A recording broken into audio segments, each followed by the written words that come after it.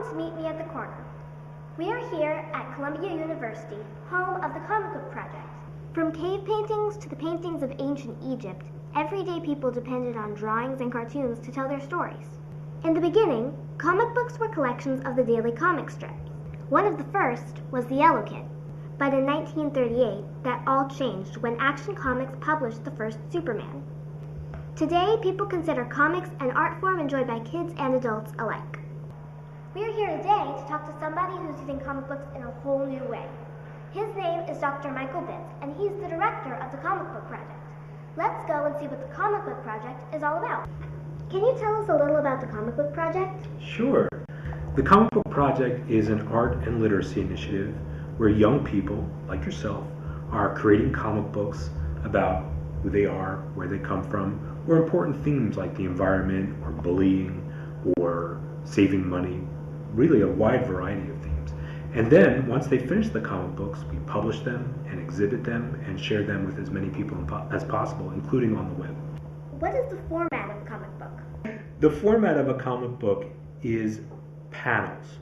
These are really just rectangular boxes that go in sequence across the page of a comic book. And this comic book starts with a large panel, and then a smaller panel, and then a smaller panel even still, and then two smaller panels after that.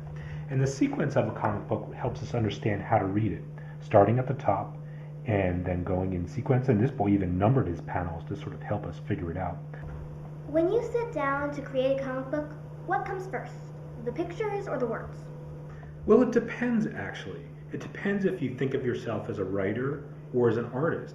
And some of the children across the country who make comic books start with writing, and other ones start with the art. And when young people work together to create a comic book, sometimes a writer will work with an artist, just like they do in the comic book industry, creating real comic books. Now this one, on the first page where they plan their characters and their plot, there's writing and art. But when we open up the comic book, we just see words. That's because these two girls who created this comic book really thought of themselves as writers, and that's the way that they wanted to plan their comic book.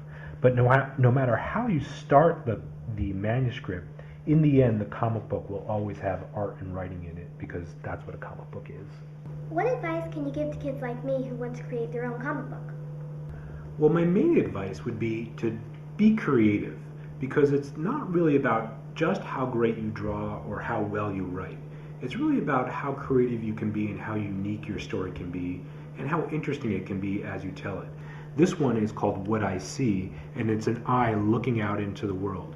And I think that's a creative idea, to take it that it's not maybe a comic book about a superhero or about a villain, but it's about what I see, and this is the story that I want to tell you. Here's an example of a comic book that I think is really creative, because the cover might look like a typical comic book with superheroes and characters, and it was created by a whole group of children working together.